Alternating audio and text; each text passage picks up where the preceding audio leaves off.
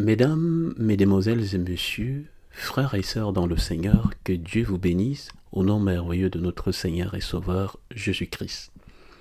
Vous êtes sur Cantique TV et bienvenue à ce nouveau partage, à ce nouveau post. Et je crois Dieu que vous serez abondamment bénis. Nous allons voir aujourd'hui un point très important dans la parole de Dieu qui concerne ce qui est sacré. Et le titre de notre partage justement est la crainte ou encore le respect pour tout ce qui est sacré.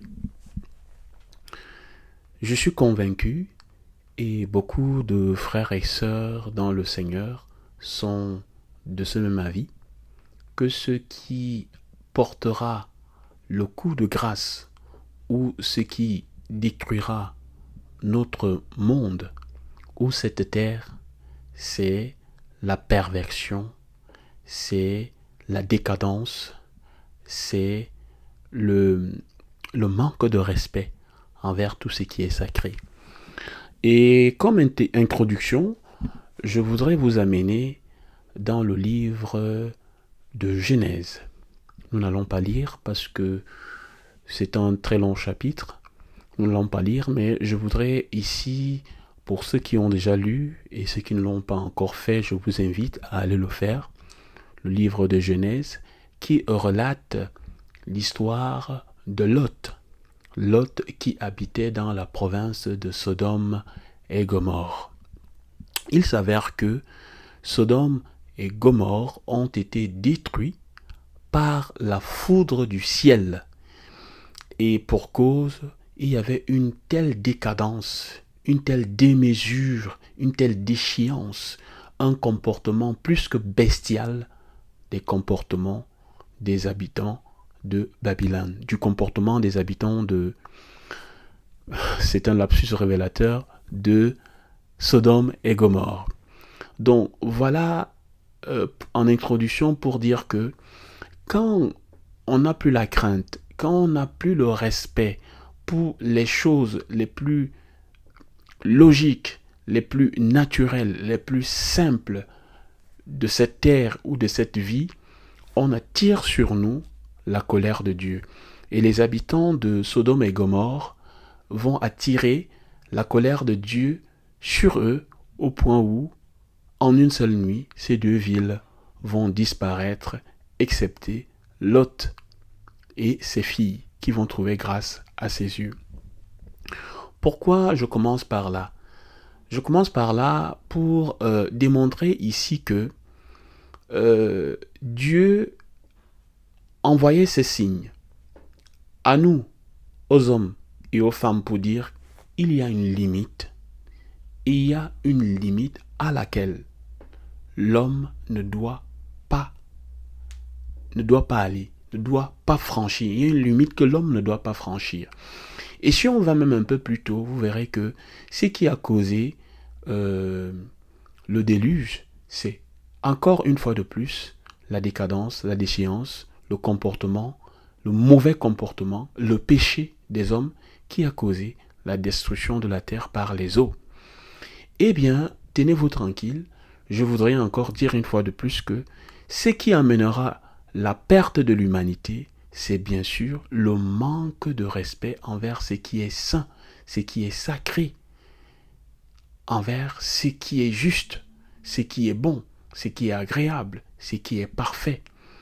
Le manque de la crainte du nom de Dieu, le manque de la crainte et du respect envers la vie va causer la perte de l'humanité. Notre texte de base est dans le livre de Daniel. Daniel au chapitre 5, où Nebuchadnezzar, roi de Babylone, n'est plus roi. Et c'est son fils, Belchazzar, qui a repris le trône.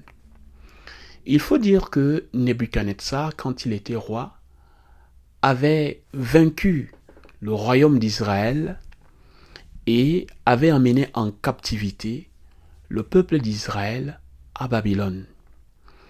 Et quand il avait pris Babylone, il avait pris soin de récupérer les vases qui servaient au service dans le temple de Salomon à Jérusalem. Et ces ustensiles qui étaient dédiés au culte, au sacrifice, et que les sacrificateurs, les Lévites utilisaient dans le temple, avaient été amenés dans la maison de Bel, le dieu de Babylone.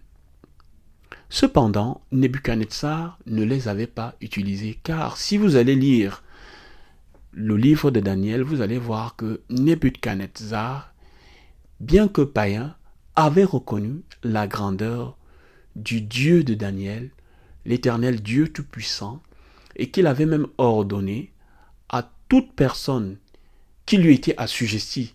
Il faut dire que Babylone est la plus grande, la première et la plus grande puissance sur cette terre qui va régner sur toute la terre. La Bible le dit d'ailleurs, c'est écrit dans le livre de Daniel. Tous les peuples étaient assujettis à Nebuchadnezzar et il va ordonner à tous ces peuples d'avoir de la crainte et du respect pour le Dieu de Daniel. Nebuchadnezzar n'est plus, son fils Belchazzar a repris le trône à sa place. Et un soir, Belchazzar organise une fête, une partie, comme on dit en notre époque.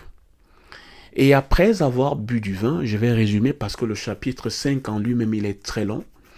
Après avoir bu le vin, celui-ci va demander qu'on aille lui chercher les ustensiles, les coupes et les vases que son père Nebuchadnezzar avait ramenés lorsqu'il avait conquis Jérusalem. On va lui ramener ces ustensiles et lui et ses concubines, ses convives, ses femmes vont se livrer à des choses infâmes. Dans le chapitre 5 au verset 4, il est dit « Ils burent du vin et ils louèrent les dieux d'or, d'argent, d'airain, de fer, de bois et de pierre. »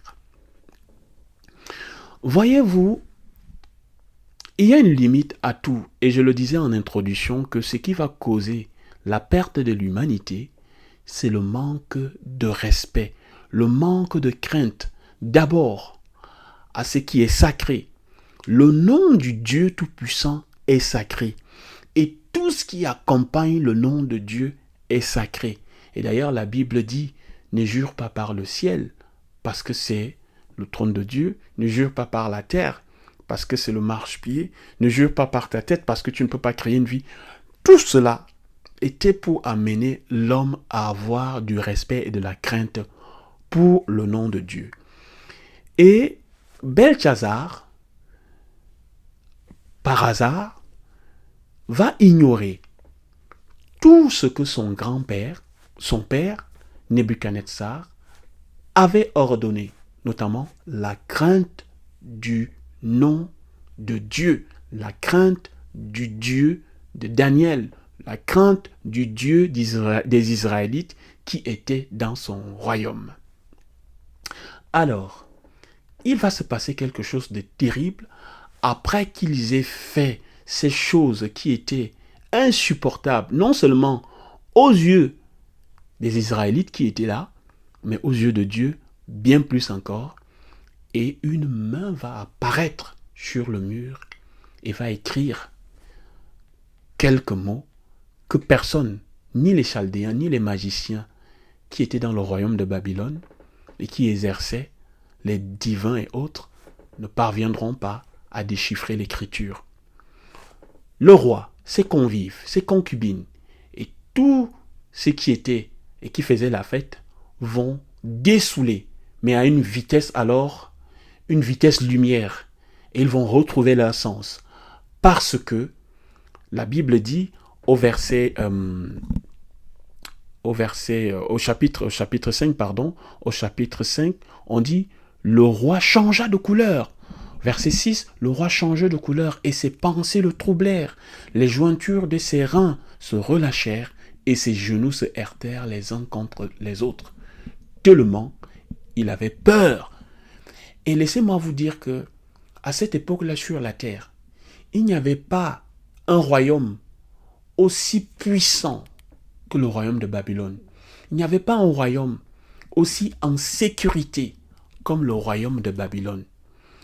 Il n'y avait pas un royaume ayant de meilleurs soldats sur terre comme le royaume de Babylone. Les chercheurs et autres s'exercent à dire que les murs qui sécurisaient la cité de Babylone étaient si larges que 2 chariots pouvaient se placer sur la largeur de ces murs et ne pas se toucher. Et si haut qu'on pouvait mettre 2 chariots les uns sur les autres et 2 chevaux pour pouvoir juger la hauteur du mur. Et qu'il y avait une telle sécurité dans ce royaume qu'un fleuve traversait même la ville de Babylone au point où ça lui rendait totalement inaccessible. Aucune invasion ne pouvait atteindre ce royaume. C'était difficile. Donc, un roi dans cette sécurité-là, dans sa grandeur, va attraper une peur bleue par ce qu'il est en train de voir devant lui. Cela nous démontre que on peut être fort, on peut être puissant, on peut être grand, mais quand l'Éternel Dieu décide de nous abaisser, il n'y a rien, mais alors rien qui peut nous protéger. Beaucoup de gens se réfugient dans leur confort matériel, physique et autres. Mais laissez-moi vous dire que face à la colère de Dieu, rien de tout cela ne peut nous protéger si ce n'est le sacrifice et le sang de son Fils, Jésus-Christ. Une main va donc apparaître sur le mur et va écrire quelques mots.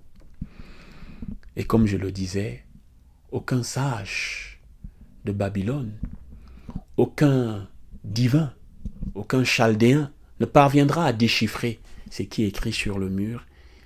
Et un seul homme, bien évidemment, Daniel, seul parviendra à lire non seulement l'écriture, mais à décrire ce qu'elle disait.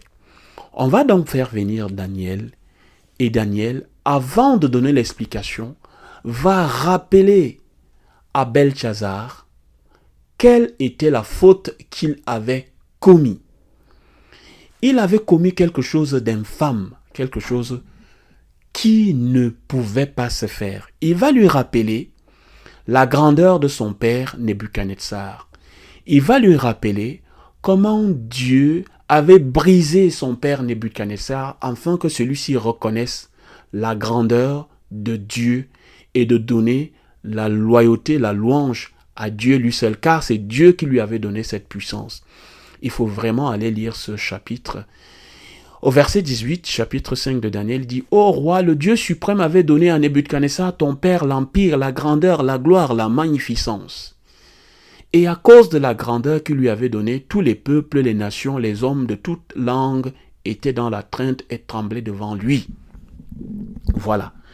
Il lui dit encore, mais lorsque son cœur s'éleva et que son esprit s'endurcit jusqu'à l'arrogance, il fut précipité et son trône royal dépouillé de sa gloire.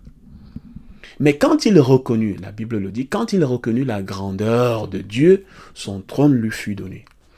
Et il lui dit au verset 22, « Et toi, son fils, Belchazzar, tu n'as pas humilié ton cœur, quoique tu susses toutes ces choses. » Arrêtons-nous un instant là. Vous savez, la crainte de Dieu est inscrite dans l'ADN de chaque être humain.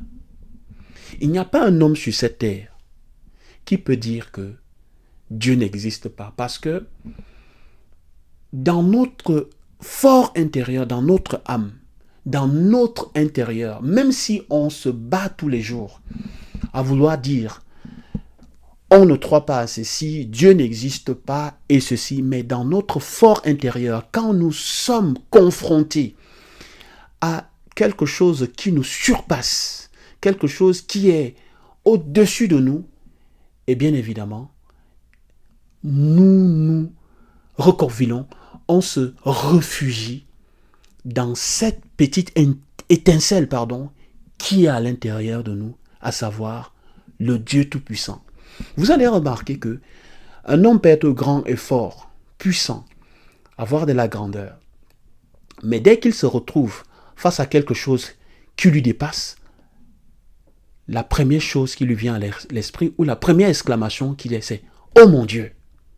Oh mon Dieu !» Et ça, je l'ai toujours remarqué.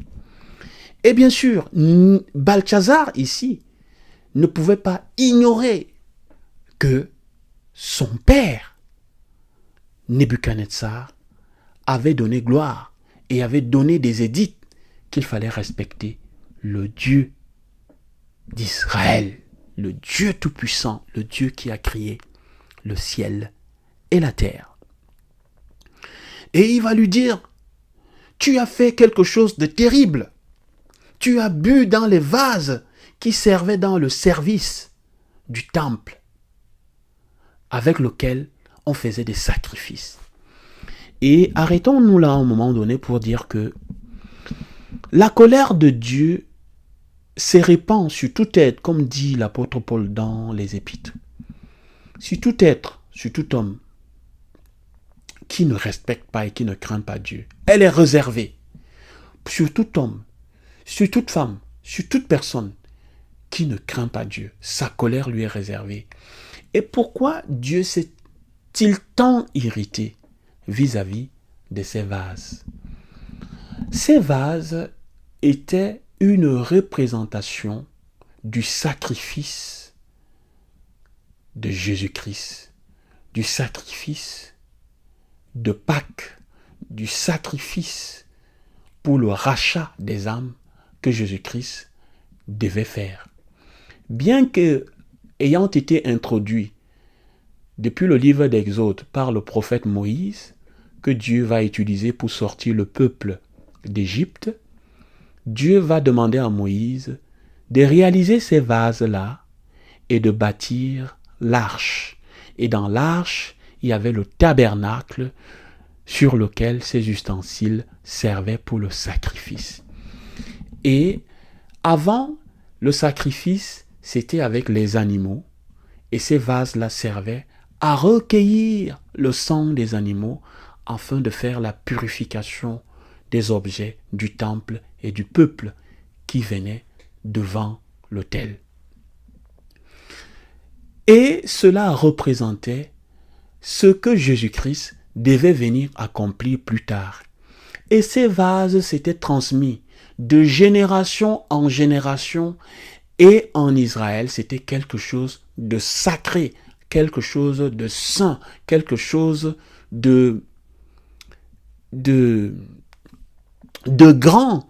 C'était quelque chose de puissant. Et c'est avec crainte, d'ailleurs, que les Israélites gardaient ces choses-là. Et il n'était pas donné à qui que ce soit d'en user. L'usage était réservé uniquement aux Lévites. Alors, Dieu, qui avait réservé ces vases-là pour son sacrifice, et qui savait que ces vases-là représentent le sacrifice, la douleur, le prix que Jésus-Christ devait venir accomplir plus tard, ne va pas accepter qu'on loue des dieux, comme il est dit dans le chapitre 4, qu'on loue les dieux d'or, d'argent, d'airain, de fer, de bois, de pierres, avec des vases qui représentaient le sacrifice de son Fils. Et bien plus tard dans le livre de Marc, chapitre 14, au verset 22, si je me retrouve, on va le lire brièvement. Marc chapitre 14, verset 22. On va le lire brièvement. Qu'est-ce que la Bible nous dit? Il est dit que pendant qu'il mangeait, c'est Jésus, pendant qu'il mangeait, Jésus prit du pain et après avoir rendu grâce, il le rompit et le leur donna en disant, prenez, ceci est mon corps. Verset 23, il prit ensuite une coupe. Voilà, frères et sœurs, mesdames et messieurs. Il prit une coupe et après avoir rendu grâce, Il la leur donna, et ils en burent tous. Et il leur dit, ceci est mon sang, le sang de l'alliance qui est répandu pour plusieurs. Je vous le dis en vérité, je ne boirai plus jamais du fruit de la vigne jusqu'au jour où je la boirai de nouveau dans le royaume de Dieu. Donc, les coupes sont une alliance, non seulement dans l'Ancien Testament, c'est une révélation ici, dans l'Ancien Testament, la coupe avait une connotation, une importance dans l'alliance, et même dans le Nouveau Testament, à notre époque de grâce, cette coupe-là a toujours une grande importance. Elle représente le sang de Jésus. À l'époque, c'était le sang des animaux. Cette coupe-là, dans cette nouvelle alliance, représente le sang de Jésus. Et bien plus tard, Jésus dit, je la boirai de nouveau dans le royaume de Dieu. Donc, dans le royaume à venir, cette coupe-là aura toujours une importance dans la nouvelle alliance. Elle représente bien sûr le sacrifice de Jésus-Christ. Alléluia, Dieu soit glorifié. Donc, dans la loi, dans l'époque de grâce et dans le paradis à venir, cette coupe et ces vases ont une importance. D'où nous pouvons comprendre la colère de Dieu qui s'est manifestée contre le royaume de Babylone. Et Dieu va dire par la bouche de Daniel ceci. Retournons dans le livre de Daniel, après le livre d'Ézéchiel, Daniel.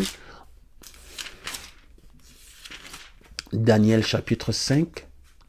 Pour terminer notre partage, il est dit, c'est pourquoi Dieu a envoyé cette extrémité de main qui a tracé cette écriture. Voici l'écriture qui a été tracée. Comptez, comptez, pesez, divisez. Daniel, chapitre 5, j'y suis, versets 25, 26 et 27. Verset 26, il est écrit, et voici l'explication de ces mots.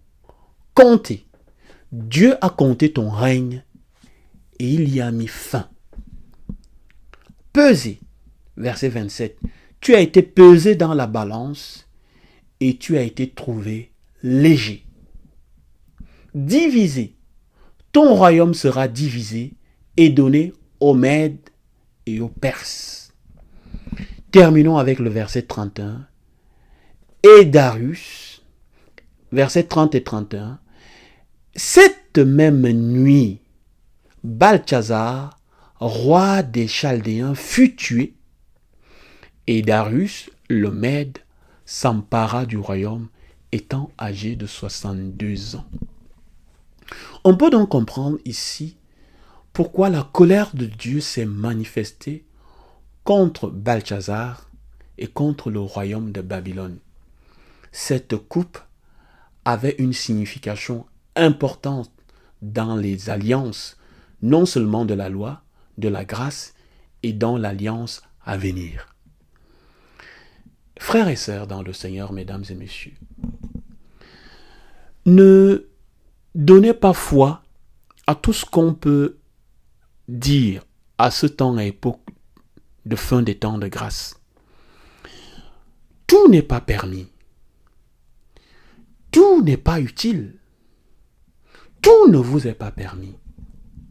Et d'ailleurs, il y a un proverbe qui dit « La crainte de l'Éternel est le commencement de sagesse ». Il y a une émission qui passait, ou je ne sais pas si ça passe encore, dans une chaîne très célèbre, le titre de cette émission était « Vendredi, tout est permis ».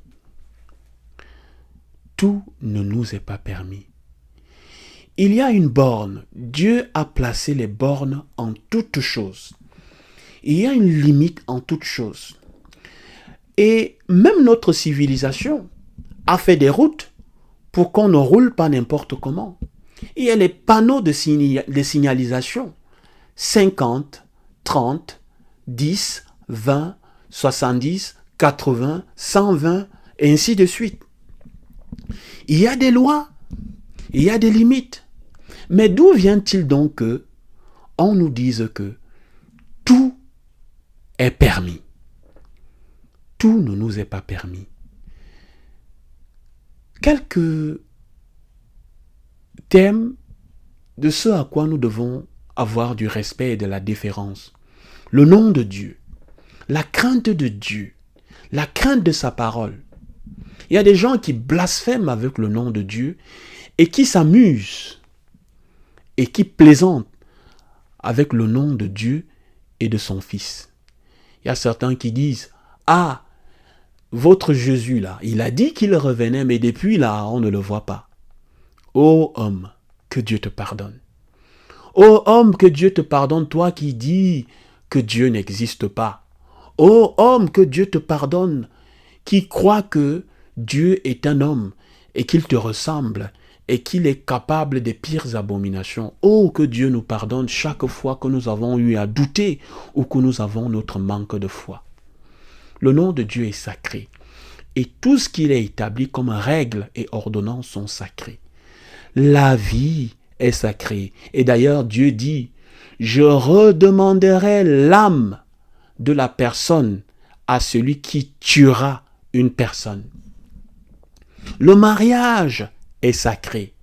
C'est fou aujourd'hui comme notre civilisation, ces temps et époques, ces vertus a donné peu de valeur à la famille, a donné peu de valeur au mariage, a donné peu de valeur à ce qui est naturel, a donné peu de valeur à ce qui a un sens, a donné peu de valeur à la logique. Car même les animaux nous montrent que la logique existe, même la nature nous montre que la logique existe. Le mariage est sacré. Notre corps, je dis corps, C-O-R-P-S, notre corps est sacré. Aujourd'hui, c'est un concours à qui va être le plus nu possible, à qui va le moins s'habiller possible, à qui va avoir les parties de son corps le plus exposées possible. Notre corps est sacré. Nous devons non seulement en prendre soin, mais y veiller. Parce qu'aujourd'hui, la Bible nous déclare que Dieu ne réside pas dans des temples et des habitations faits de main d'homme. Mais Dieu réside en ceux qui l'ont reçu au nom de Jésus-Christ. Oui, nous devons avoir la crainte et le respect envers ce qui est sacré. Tout ne nous est pas permis. Nous ne pouvons pas nous livrer à tout ce que nos pensées et nos penchants veulent nous amener à faire. Mais si on a la crainte, si on a le respect envers Dieu, alors Dieu nous fait grâce. Cependant, il est important de noter que bien que nous ayons la crainte, bien que nous ayons la peur, entre guillemets, le respect du nom et des ordonnances de Dieu, il est arrêté, d'après Dieu et d'après sa loi, que ce monde disparaîtra, ce monde passera. Parce que alors nous avons passé le Rubicon, nous avons à dépasser les bornes de la déchéance. Il n'y a qu'à regarder autour de nous de la manière avec laquelle notre monde peut se comporter. Et nous ne devons pas être surpris si ce monde venait à disparaître. Mais gloire, honneur soit rendu à tout homme et à toute femme qui craint Dieu et qui a reçu Jésus-Christ comme son Seigneur et Sauveur. Car comme cela arrivait au royaume de Babylone, en une seule nuit, le royaume a été détruit. En une seule nuit, tout ce que Nebuchadnezzar avait bâti, son fils Balthazar l'a détruit en une seule nuit. Croyons en Dieu, recevons son Fils pour ne pas disparaître comme le royaume de Babylone. Nous ne sommes pas en sécurité. Devant Dieu, nous ne sommes en sécurité nulle part, si ce n'est dans son sein et dans les bras de son Fils Jésus-Christ. Alors, où en êtes-vous avec la crainte et le nom de Dieu? Réfléchissez-y, pensez-y, et que Dieu vous éclaire. Nous sommes arrivés au terme de ce partage, et que Dieu vous bénisse, au nom merveilleux de notre Seigneur et Sauveur Jésus-Christ. Amen.